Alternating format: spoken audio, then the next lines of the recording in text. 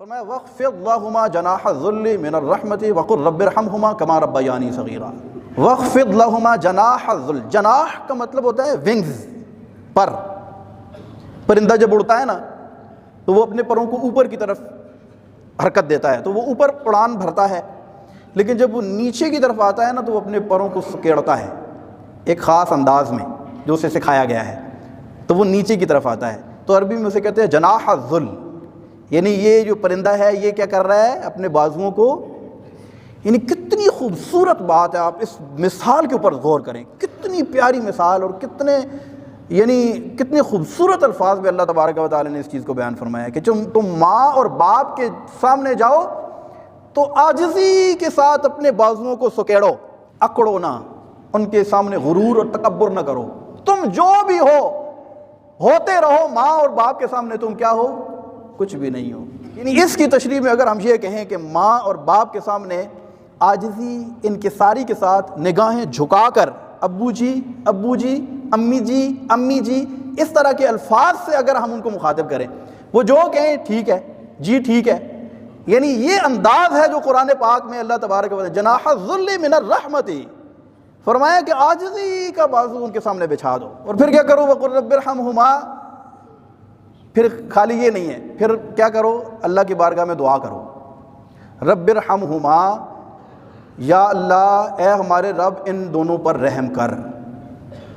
کما جیسا کہ رب ارحمہما کما ربیانی صغیرا، کہ جس طرح میرے بچپن کے اندر انہوں نے میرے اوپر رحم کیا اور مجھے پالا،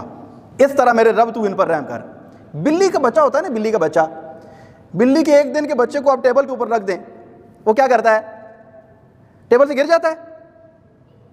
بلی کے ایک دن کے بچے کو بھی آپ اگر ٹیبل کے اوپر رکھیں تو وہ ٹیبل سے گرتا نہیں ہے، اتنا سینس ہوتا ہے۔ بلی کے بچہ الگ ہی چھوٹا سا ہوتا ہے، اور انسان کے 1 سال کے بچے کو اگر ٹیبل کے اوپر لٹا دے تو پھر اس کی ماں کی نظریں اس سے ہٹیں گی نہیں کہ میرا بچہ ایسا نہ ہو کروٹ لے اور ٹیبل سے نیچے گر جائے۔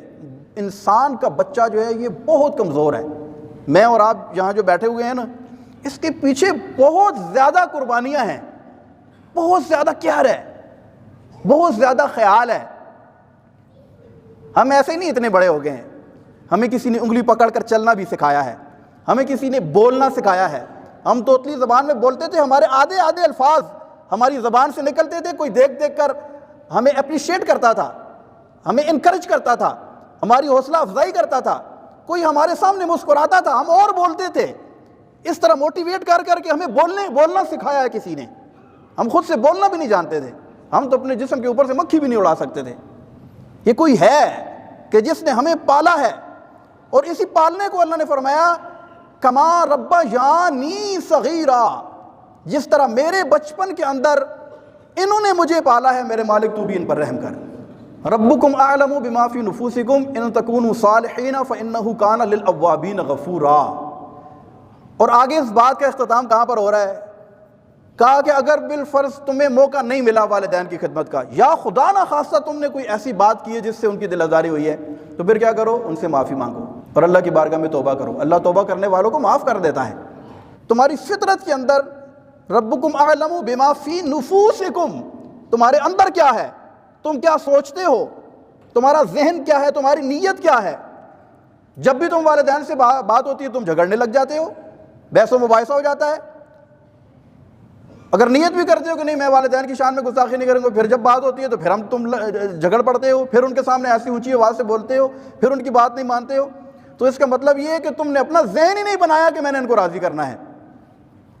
یہ ایک الگ ٹاپک ہے کہ کئی دفعہ والدین بھی حد کر دیتے ہیں، اولاد مجبور ہو جاتی ہے، لیکن بہرحال ہم نے اپنے آپ کو دیکھنا ہے کہ ہم نے اپنی جنت کس طریقے سے حاصل کرنی ہے۔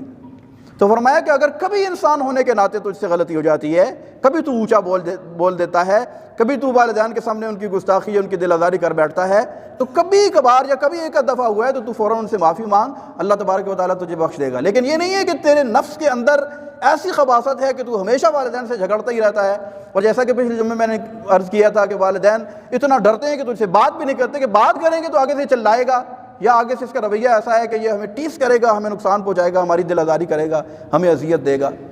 تو اللہ تبارک و تعالی ہمیں ایسا بننے کی توفیق عطا فرمائے جیسا وہ چاہتا ہے۔ اور وہ کیسا چاہتا ہے، وہ چاہتا ہے کہ ہم اپنے ماں باپ کی خدمت